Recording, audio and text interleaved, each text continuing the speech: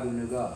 The attraction of Kamsa to Krishna in fearfulness and the attraction of Sishupal in enviousness are not accepted as devotional service, however, because their attitudes are not favorable. Devotional service should be executed only in a favorable frame of mind. Therefore, according to Sri Rupa Goswami, such attractions are not considered to be devotional service. Again, he analyzes the affection of the jadus. If it is on the platform of friendship, then it is spontaneous love. But if it is on the platform of very good principles, then it is not. And only when affection comes to the platform of spontaneous love is it counted in the category of pure devotional service. We'll go clockwise. You're next. There may be some difficulty in understanding that both the gopis and Kamsa achieve the same goal. So this point should be clearly understood, because the attitudes of Kamsa and Shishupal were different from that of the gopis. Although in all these cases the focus is on the Supreme Personality of Godhead, and all the devotees are elevated to the spiritual world, there is still a distinction between these two classes of souls. In the first canto of Srimad Bhagavatam it is said that the Absolute Truth is one, and that he is manifested as impersonal Brahman, Paramatma Supersoul, and Bhagavan, the Supreme Personality of Godhead. Here is a spiritual distinction. Although Brahman, Paramatma, and Bhagavan are the same in one absolute truth, still devotees like Kamsa or Shishupal attain only to the Brahman effulgence. They cannot have realization of Paramatma or Bhagavan. That is a distinction. Analogy can be given with the sun globe and the sunshine. To remain in the sunshine does not mean one has gone to the sun globe. The temperature of the sun globe is different from the temperature of the sunshine. One who has gone through the sunshine in jet planes or in spaceships has not necessarily gone to the sun globe. Although the sunshine and the sun globe are actually one and the same, still there is a distinction. But one is the energy and one is the energetic source. The Absolute Truth is bodily effulgence, are in the same way simultaneously one and different. Kamsa and Shishupal attained to the Absolute Truth, but they were not allowed to enter into the Goloka Vrindavan abode. Impersonalists and the enemies of the Lord are, because of attraction to God, allowed to enter into his kingdom, but they are not allowed to enter into the Vaikuntha planets or the Goloka Vrindavan planet of the Supreme Lord. To enter the kingdom and to enter the king's palace are not the same thing. Sri Rupa Goswami is trying here to describe the different achievements of the impersonalists and the personalists. Generally, those who are impersonalists are inimical to the Supreme Personality of Godhead, get entrance only into the impersonal Brahman, when and if they reach the spiritual perfection. I want to make, can I make a comment about the change? Okay, so I've got a change book, and this says, I'll reread it. Generally, those who are impersonalists and are inimical to the Supreme Personality of Godhead get entrance only into the impersonal Brahman. So they changed it. No, it is and. Oh, it is and? Yeah, he made a mistake when he read, I'm sorry. Okay. It is missed and. it. He All right. missed the and, he said Okay. or. It is and. All right, never mind. We'll keep reading, sorry. It's all right. It's okay to be alert. Okay. We have to be. Yes. There's Okay. only mind My mistake. No, sorry. The impersonalist philosophers are in one sense like the enemies of the Lord, because the out-and-out enemies of the Lord and the impersonalists are both allowed to enter only into the impersonal effulgence of the Brahma Jyoti. So it is to be understood that they are of similar classification. And actually the impersonalists are enemies of God, because they cannot tolerate the unparalleled opulences of the Lord. They try always to place themselves on the same level with the Lord. That is due to their envious attitude.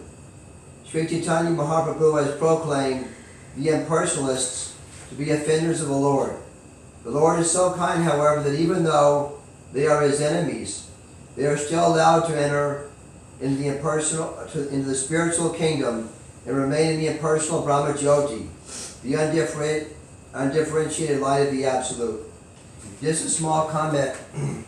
I was told also that there's so many books of the different six Goswamis, maybe hundreds of them. Some were very like small pamphlets, and some were like a book like this. And I was told that the six Goswamis were not thinking of massive distribution when they wrote these. They wrote these more as gifts to each other. Rupa Goswami to Sanatana Goswami, Sanatana Goswami to... Is that correct? Who said that? I was told that. That's why I'm asking you. Doesn't sound right. It doesn't sound right? No, their duty was not to preach, but to write Shastra. But the Shastra was written for the people, in general. It wasn't written for them. They didn't have to write books to each other. They were all self-realized souls. Okay. Where the job comes from. But the point is that our movement, and Rupa Goswami Prabhupada is a father of devotional service, according to Rupanuga. Devotional service in Asia Kali means preaching. We couldn't preach without the books. The books are written for the preachers. The books were written for the preachers to read and preach from. See? So that's what they were doing. The whole plan has been unfolding since the birth of Lord Chaitanya Mahaprabhu. This is the golden age. This is the 531st year Gaurabda. The 531st year of the age of Lord Chaitanya, the golden age, the golden avatar. Everything is planned by the Supreme Lord to fit this. Like Shubhava's arrival in 1965 was perfect timing. So it's all part of Lord Chaitanya's plan, because he said that my name will be known and spoken in every time. Now, he's God, and what he says comes true. But And it did come true. it is coming true, and it's going forward gradually. So it's all based on these books. We wouldn't have anything. We wouldn't know anything. We would have nothing to do if it wasn't for these books. It's all planned. Therefore we call Goswami the father of devotional service. The books were written under the order of Lord Chaitanya. Exactly. He instructed Sanatana and to please present these books. So they weren't writing it for themselves, for each other. They were writing on the order of their spiritual master. They were already Krishna conscious, they don't need the books. These books that they gave us are called Vijnana, realized knowledge. It's like the Brahma Samhita is called Vijnana. They gave their Vijnana to us. They were not Sadhan Bhaktas. They were not Sadhan Bhaktas. They were not involved in the Vaidhi Bhakti process like we are. This is for us to make progress. It was written for those of us who are in that stage until we reach the spontaneous love, which they were always situated. They were always situated in spontaneous love platform. Otherwise, how could they write about it? Is it possible that some of the writings were amongst themselves because they were on that higher level of realization and they could appreciate, whereas the general mass of people might not be able to? Is it possible? Not all of them, but some of them? Prabhupada mentions in here, in devotion, that it's very difficult to translate some of these concepts from spiritual level to mundane language. It's very difficult to understand this, but you have to keep reading it over and over and over again. It's all secret in that sense. It has to be. Our movement is a question of revelation. It's not an ascending practice. It's ascending to a certain stage of good bhakti, yoga practice. But it's a descending movement. So they were not hiding anything, or there was nothing that they wouldn't write about to keep it a secret. They gave all the confidential, just like in Chaitanya Charitamrita. Here we have, written for us, the confidential talks between Ramananda Roy and Lord Chaitanya Mahaprabhu, which weren't even preached to the locals at that time. In public, they would not preach to the local Vaishnavas these confidential, but we have it. And yet, Lord Chaitanya wouldn't preach in public these things that we have in writing to read. See? So, whatever they did for us. Even they sent something to each other. And sometimes they would do like that because they had affection. Just like Rupa Goswami wanted to cook some prasada one time for Sanatana Goswami. You know the story. So they had their loving relationship because exchanging prasad and usually be on one's mind and giving in charity, that they were the epitome of that. The 6 Goswamis. So they passed everything on to us that we could possibly take. Again, Srila Prabhupada actually translated 2 books, Nectar of Instruction and Nectar of Devotion, from Rupa Goswami Prabhupada. He picked the best. He picked. As he says in Nectar of Instruction, this is Rupa Goswami's last instruction to the neophytes. The final instruction is Nectar of Instruction. This is all planned out. And even if they did write something just to each other on some completely esoteric level, just like Rupa Goswami, just like what Chaitanya was discussing with Ramananda Roy, and they went to the highest levels. But even if they did that, whatever we needed, we got. Whatever we needed, we got. But if there was more advanced ones, we can understand. We didn't get that, and Prabhupada did translate so we can understand. What's that? Yeah? Like some book might be, this Goswami's wrote was very, very high level that might be as ordinary people we might not, but Prabhupada made this book so we all can understand, took some from that. Is it? It surely appears that way. Yeah.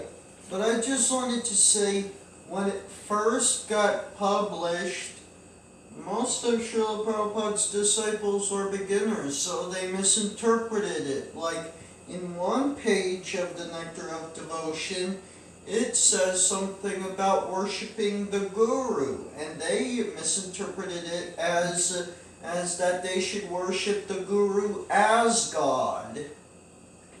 Well, I don't know if that's a misinterpretation, As good as God. as good as That's that. very important to know. Some things are going different in that sense. But they actually worshipped him as God as opposed to as good as God. Yeah, that was 1970. So is that right thing? It actually No, happened. no, he's not God. They worshipped How- him How did that like happen? he was God. Yeah. You know, like they say Jesus Christ is God, some Christians say like Some that. of them so were preaching the They were truth. preaching that Srila Prabhupada was God, Yeah, that was was the 1970. incarnation of God. That was the first. Yeah. And then they said like that they said that the reason why he left America, never came back, was because we didn't know that in the first place and offended him because of that. That's the kind of preaching. That he didn't reveal it to us because we weren't ready, but they understood because they were more advanced, and they began preaching like that. So that was the first task that GBC had, was to confront these 4 renegade sannyasis and deal with them and defeat them. So the first duty I had as GBC was to go to New Vrindavan and confront them on this issue that they were preaching Srila Prabhupada was God, because devotees were leaving. Devotees were thinking, well, these persons are advanced devotees, they're supposed to be speaking what's supposed to be spoken, and this, we don't accept this. And some devotees were leaving because they wouldn't accept impersonalism. Right. So it was a problem. Some temples really lost some devotees because of it. But in any case, everything was rectified. Gradually they purified themselves by going out and preaching. But yes, that's the difficulty.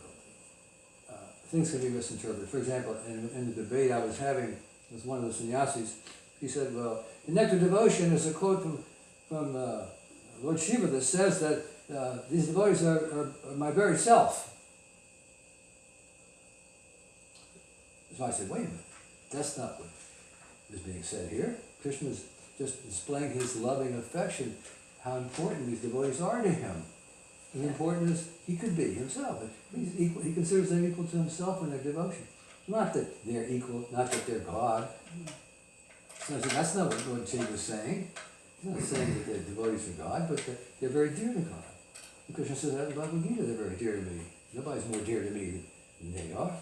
So these kind of misinterpretations were going on, see? Because once you get a mind fix, once you get yourself a mindset on something which you read, if you're indoctrinated into thinking about that, what you read is going to fit in. And you will interpret it that way. And we are experiencing that now. So Bob's revised book. Because people are reading and they're seeing something else, and they're putting what they think in. See? So that can happen. When Srila Prabhupada was asked, well, how did the Bhagavad Gita get lost? As Krishna says, I spoke this to the sun god millions of years ago, and of course of time everything's been lost. And someone said, Srila, well, how did it get lost? He said, what happened? Srila Prabhupada said, well, gradually changing until there was nothing left. Wow. That's how it was lost. It was lost by changing. And Srila Prabhupada said, the only credit Srila Prabhupada accepted was, Didn't there were change two. anything. There were two. I've not changed anything, and I've not cheated anyone. Those two things Srila Prabhupada accepted. No other credits would he accept. So we have to, Hey, as his, excuse me? listen, Mama, as his followers, we have to accept the same credits. We don't cheat anybody, You don't we change give it to them the way we got it, we don't change anything. And we don't cheat it because we don't change the philosophy. We Hey, don't excuse me? Yes. What about if there's a grammatical error? What about it? What did Srila Prabhupada say about that? Don't change a comma. That's what Prabhupada He said. said, he said this to me in a letter. He said, our editing is to correct grammar and punctuation only, without interpolation of philosophy or style. That was written to me in 1970, before the BBT was started. And that's our editing. Grammatical errors should be changed. But if we're talking about books that are going to press, if after going to press an error is described and before the next printing it can be corrected. That's what editors do. If there's anything to be corrected between printings, it's only a matter of punctuation and grammar. Or a typographical error like misprinting by the press. But everything else has already been transcribed, it's already been printed. Because between editions, it's like between the Gita went through several editions, and the Lila Gita went through several editions. Between those editions were the times to approach Srila Prabhupada and suggest to make changes. That's what editors do. If they find something between printings, they want to correct it. That's what editors are supposed to think like. Nobody approached Srila Prabhupada between those first three editions of Bhagavad Gita. Nobody approached him for the next years. That was 72 to 77. Nobody approached Srila Prabhupada with any suggestions for any revisions. Which is what editors are supposed to do. Everybody, everybody's reading, everybody's memorizing, everybody's distributing, everybody's writing essays, quoting from 1972 to 77, and nobody notices thousands of mistakes. It's not thousands, only 94 type of Yeah, errors. technically they're 94, according to, good.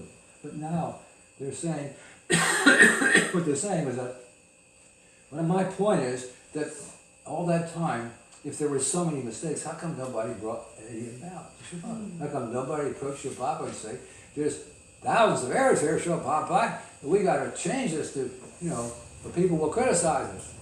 Nobody said one word.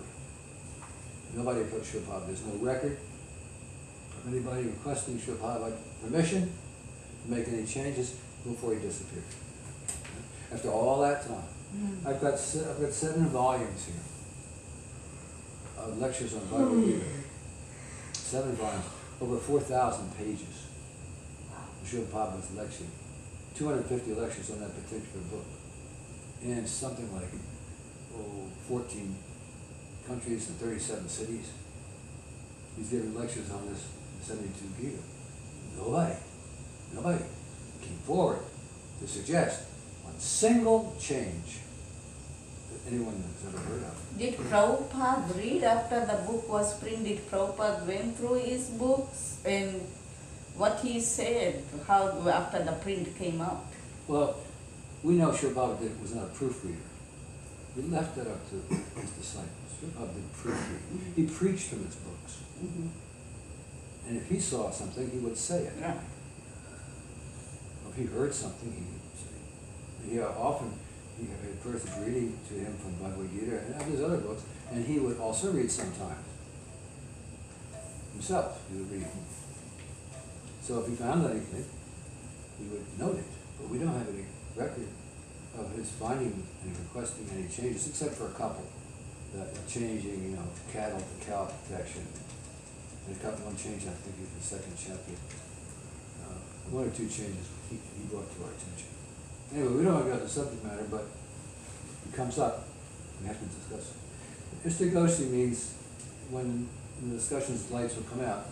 The lights always are questions. There may be questions, there may be doubts, there may be realizations. Whatever comes out, you have the right to raise these points. So where were we here? Sometimes an impersonalist. Okay. What page? Oh, you got, what page were you on? Whether Vaishnavi, the page you were on? Sometimes, Huh? sorry, Which page? I don't, oh, 145 in this. oh, you're at one You forty-five. have a different book. No, he has a different book. No, he, I know, I'm looking for it. So you read, I thought we read about Kamsa and the Yeah. impersonalist. Here, I'll start and then you'll find it. 120. Sometimes an impersonalist may gradually elevate himself to the personal conception of the Lord. Oh, Bhagavad Gita confirms this. After many births and deaths, he who is actually in knowledge surrenders unto me. oh, it's 124. By such Okay, surrender- got it, I got okay. it. It's Page 124. 124 on the pink line. Yeah, okay. Go ahead. Oh, yeah. You call Good.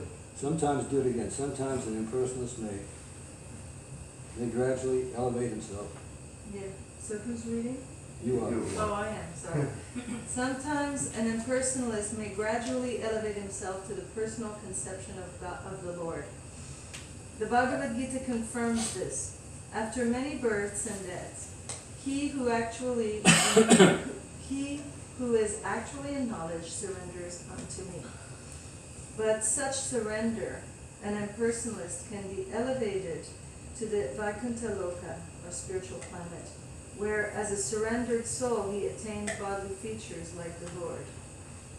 In the Brahmanda Purana it is stated, those who have achieved liberation from material contamination, and those who are demons and are killed by the Supreme Personality of Godhead, become absorbed in the Brahman concept of life, reside in the spiritual sky of the Brahma Jyoti.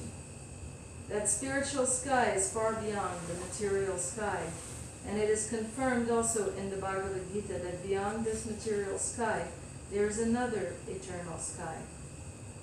The enemies and the impersonalists may be allowed to enter into this Brahman effulgence, but the devotees of Krishna are promoted all the way to the spiritual planets.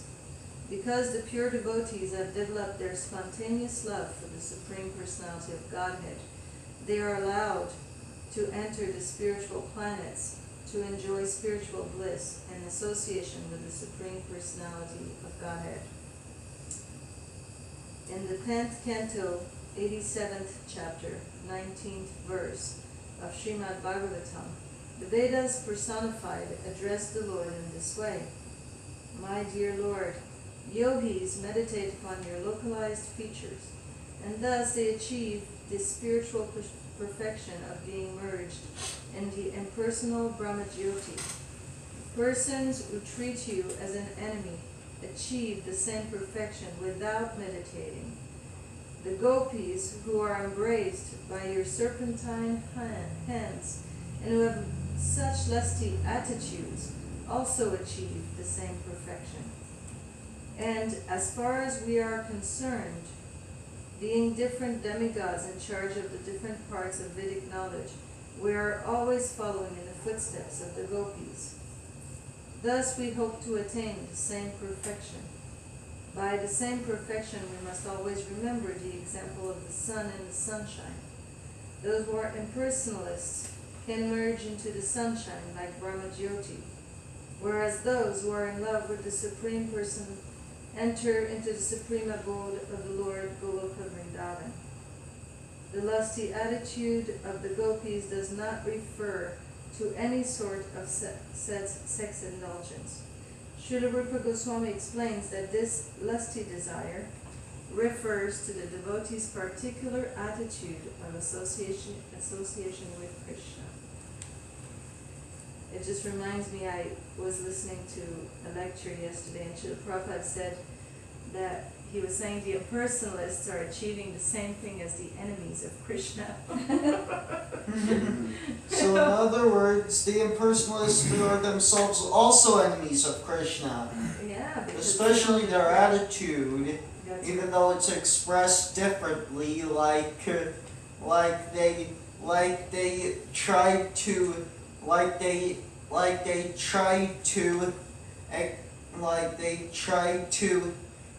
to crush the existence or tear down Krishna by saying their monistic concepts. And one, I actually heard, this one was from a Back to Godhead editorial. He said that someone referred to Krishna as the greatest product that Indian civilization had to offer.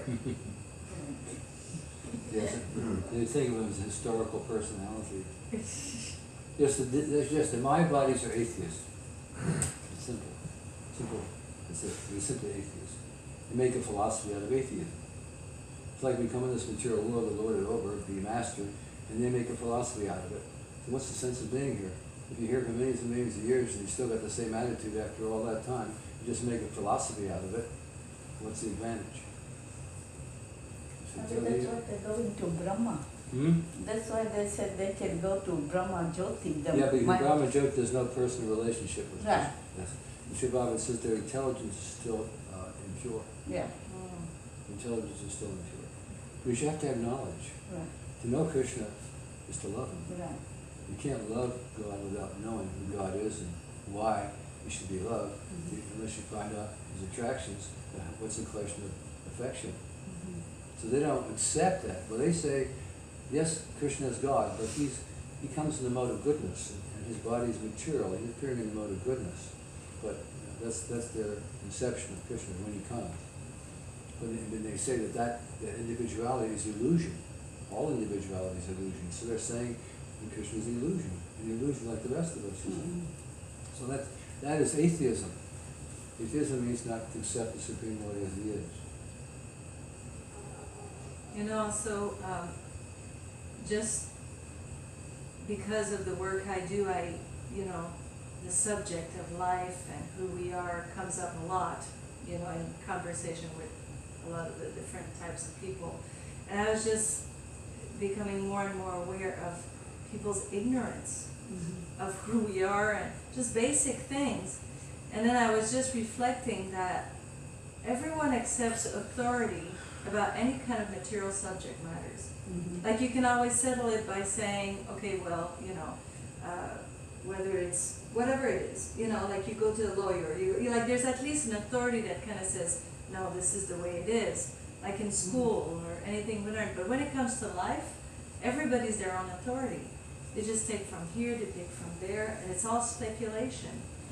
I mean, I was talking with an older man, he was like in his 70s, and he had gone through the Vietnam War and all kinds of things. And, just because he went through so much, he came to a point where he had some level of awakenedness that's more than most people, because he's seen the horrors of war, which does wake you up in some ways. And he also had an understanding of spirit, but that's as far as it went. Because when I would say God, he was thinking of an impersonal thing, that when we die, we're just merging. We're just energy, and we're all going to merge together as an energy, So he couldn't grasp, or even, like, he didn't even want to entertain the idea. He already made up his mind. And I was just thinking, like, that ignorance, but it's mixed with pride. So it's not just ignorance. They're not even willing to accept any authority, which is... So he too was almost like a mind-body, because he also accepted that merging idea. Yeah. And also, here was an even crazier one that Mom actually heard from my Uncle Mark. He said that the soul is basically like a spark of electricity, like psst, and if you have enough of those sparks together, then you have God. It's interesting. That's even And more he's- That's personal. called Western impersonalism. Well, isn't it? there's so few he's- answers in the He's a scriptures. psychotherapist. No, he's got like a PhD in psychology. Anyway, he did. Yeah. We He pray made up every his own. day. He made up his own thing according We to. pray every day about the land of impersonalism, voidism, the land which Srila Prabhupada came. Yeah. That voidism is scientific voidism, Yeah. Yes. Yes. and sectarian religion, religious impersonalism. Because although there's much talk of love of God, the love can't be there without knowledge. Yeah. Srila Prabhupada compares our books to like the International Thesaurus, the International Dictionary, big volume, you've ever seen one, compared to pocket dictionary, as far as content and detail goes. Sectarian religions are more like pocket dictionary and just vague understanding. And our books, or many books, they're compared to the International Dictionary, which contains all possible definitions that you can use. So these most Christians in America, they worship Jesus, but do they think what Jesus is a form, like we think Krishna is a form? Most Christians, I think, have the conception of God as an old man, as a father. I think most Christians are personalists. They're not monotheists, call them monotheists, they believe in a single God, God is one. But Yeah, again, like an old great-grandfather. That's how they think of God. because they think he's old, they have to make him look like an old man. They can't understand Yeah. he's eternally young. Because they don't know enough about him, they don't understand that he's actually eternally youthful. Yeah. Not that he ever gets old or ever looks old. You never see a picture of Krishna being old. You see. So that's the problem. It's a question of profound knowledge. But they have vandanam. They pray. Yeah. They offer their prayers. So they're engaging in devotional service. But the problem with it is that without a full knowledge, one becomes a sectarian. And one thinks that their way is the only way, and they don't. Actually, we're in a position where we can be the only non-sectarians because we don't say like that. We don't claim that. We didn't say our way is the only way, but we certainly say it's the easiest. So it's a question of when there's a lack of knowledge, then there's a breakdown between peoples, between countries, between races, when there's a lack of knowledge. And because of a lack of common knowledge, common ground, they may fight. They may say, our way, I'm Muslim, you're a Jew, you're a Christian, and you're Hindu. And so they have reason to fight because they have a different, even though they say God, each one has their own conception of God. They say God, and they say God is one, and religion is one also. But why use so many religions? Because they don't have enough knowledge, and they remain fragmented. Some have some knowledge, some have other knowledge. Some say you can't have a picture of God, you can't have a deity of God. That's blasphemy. Others say you can, you must have, because God is a person, Christ is a person. So there's and because of these distinctions, no one accepts any universal truth. And that's the beauty of Bhagavad Gita. Once you get past the first chapter, which sets the scene, you have universal truths that no one can argue. It doesn't apply. They don't apply everywhere. That's what makes the Bhagavad Gita so important. It's universal. I heard Srila Prabhupada say once that Bhagavad Gita is not part of the Vedas, it's universal. It's completely set up in such a way that wherever you read it, whatever you are, wherever you are, whoever you are, these things will apply to you. See? That's real science. When science means that you can do an experiment anywhere in the world, it should work. Yeah. 2 + 2 = 4 everywhere. Throughout the whole universe, 2 + 2 = 4. So Bhagavad Gita is like that. It's a universal truth. And once it's understood to be a universal truth. Can I say one thing? There was one in America somewhere. I read in the Facebook. He was American Carly. He went to the motel to make suicide, and then he saw the Bhagavad Gita. He read whole night Bhagavad Gita, and next morning he forgot what he came to do there.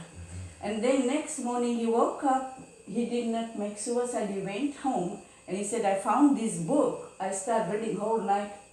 So then when he was doing the VA and he trying to put the book down there, he couldn't get the chaplain's office, the Bhagavad Gita. So one day I said, okay, let me go with you. Today I dress up with you. We will go and talk the head boss of the VA, so how we can get the book. So when we were going, I was praying to Prabhupada. I said, Prabhupada, he is volunteering there. He wants to put your book. Please help us how we can go and put this book. So when we went, we asked, where is the head of the VA? So they said, okay, you can go in that room. So we went, we took a small Bhagavad Gita and the medium Bhagavad Gita. We went and the guy said, okay, you come. I said, my husband been trying to put this book in the chaplain's office. We don't know how to do. He's keeping the, trying this or that like that. And then I said, I read, there was one man, he went to make suicide and he found this Bhagavad Gita and how much he read and he didn't make suicide. And a lot of the VA people, they're making suicide. So he said, yeah, I live in California. One time I stayed in the hotel. And he was the top guy. He said, I saw that Bhagavad Gita too. Then he said, you go to that chaplain's office and tell them. So we went down there because there was another Christian Indian. He did not like my husband to bring in the Bhagavad Gita, so I went with him. And then his white girl come out and she said, I said, we have these two Gitas. And my husband said, 5,000 years ago in battlefield, and this will be good for the soldiers. So I said, which one you think we can bring the book, the big one or the smaller one? She said, you can bring the smaller one. And those chaplains, they listening. We are talking to this girl before they didn't allow it. And the girl said, yeah, you can bring our case and we will put it here and give to the people. Nice. And in few days, the girl was gone. And I was thinking, how we... She retired. She retired and she let us come. So it's just like the book, even the main way, and I just read the story. I didn't even know what to say, but I told the man, he said, okay, let us bring the book and put there 100 book a case. And they were giving to the people. And then next time we went Fiji, we came back. He said, I have to go and check if the book is still there. So and then he said, oh my God, I have to deal again with these people. So another black guy came. And he said, we gave these books away. The people really like. Can you bring more books? So he bring another case. So it is like even just little, we don't know how to, I don't think I'm a good preacher, I don't know anything, just little thing I pray to Prabhupada too. I know my husband is trying so hard, we don't have no temple to go, please Krishna help us. And that happened. So that's good. So it's like Krishna, yeah. So the VAs. So they said they have a whole bunch in the hotels, these books people read. In Northern California especially, yeah. Yeah, that's wonderful. Can I make just one comment? We're getting off topic, but once I was at a Christian church, probably evangelical or Protestant, and I asked a man, what is his conception of God? And he said, well, God is a spirit. So I came to understand that sometimes, like you were saying, they may say God is a father, but if it's not in the Catholic tradition, people have a general idea that God is a father, but he's kind of a spirit out there somewhere, some kind of impersonal. Mm-hmm. So it's pretty vague what they actually have a realization of. Yes. Oh, wait. Here's how I see it. Alright, so God is broken up to three parts: Father, Son, Holy Spirit. That's right. That's how the Christians see it. That's kind of like the Brahma, Jyoti, Paramatman, and Bhagavan. Yes, very similar. Shall we keep reading? Yeah. Okay, the lusty attitude of the gopis does not refer to any sort of sex indulgence. Srila Rupa Goswami explains that this lusty desire refers to the devotee's particular attitude of association with Krishna. Every devotee in his perfectional stage has a spontaneous attraction to the Lord. This attraction is sometimes called the lusty desire of the devotee. The lust is the devotee's excessive desire to serve the Lord in a particular capacity. Such a desire may seem to be a desire for enjoying the Lord, but actually the endeavor is to serve the Lord in that capacity. For example, a devotee may be desiring to associate with the Supreme Personality of Godhead as his cowherd friend. He will want to serve the Lord by assisting him in controlling the cows in the pasturing ground. This may appear to be a desire to enjoy the company of the Lord, but actually it is spontaneous love, serving him by assisting and managing the transcendental cows. Sensual attraction. This extreme desire to serve the Lord. What, sensual attraction? That's what this heading says. Is that not there? It's not there. I'll It be just done. goes to this Okay. extreme desire to serve Sorry. the Lord. This extreme desire to serve the Lord is manifest in the transcendental land of Raja, and it is specifically manifested among the gopis. The gopis' love for Krishna is so elevated that for our understanding it is sometimes explained as being lusty desire. Stop there. What is it? What's it say that in the book? It just gave it a heading. It just gave a heading. Divided into heading. It divided it into a heading of Yes. sensual desire, Sensual attraction. of sensual attraction, but that's not here. The author of Sri Chaitanya Charitamrita, Kaviraj Krishnadas, has explained the distinction between lusty desire and the service attitude in this statement, : lusty desire refers to the desire to gratify one's personal senses, and transcendental desire refers to the desire for serving the senses of the Lord. In the material world, there is no such thing as a lover's wanting to please the sense.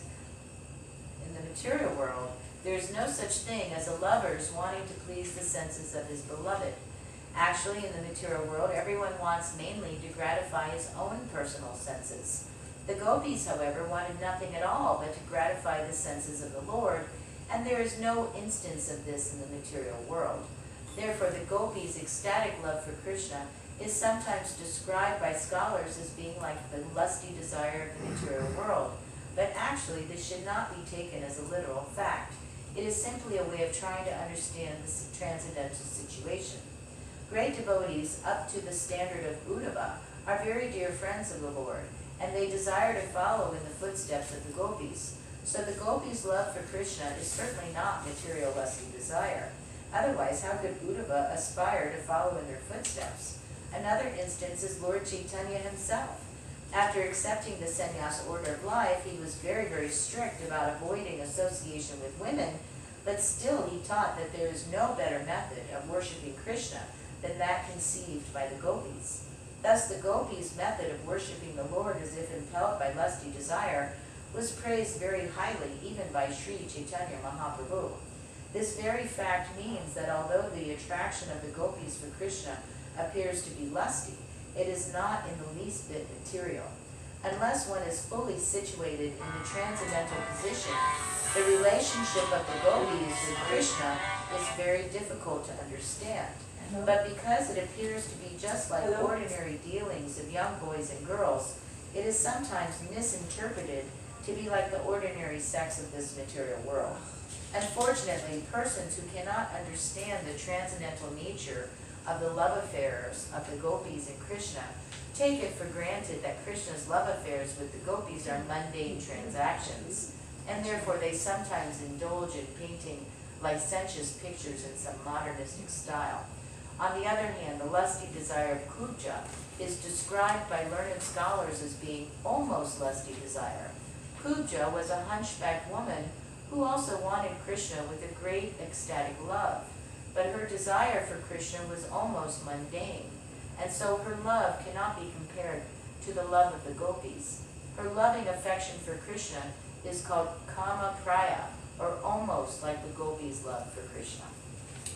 So generally the materialistic persons, at least limited in their materialistic knowledge, they have a misunderstanding of Krishna's relationship.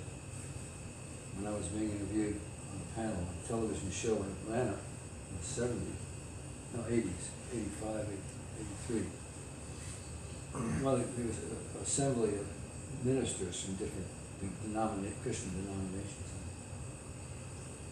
And he asked me this question about Krishna having so many girlfriends, and this is the mentality they can't understand. I heard Srila Prabhupada give a lecture, I believe it was Paris, And he was talking about a book he saw about, this book was supposed to have been about Mother Radharani. And the front cover had a picture of Mother Radharani naked. And he said, and this book was published. What the hell? And this book was published by the United Nations.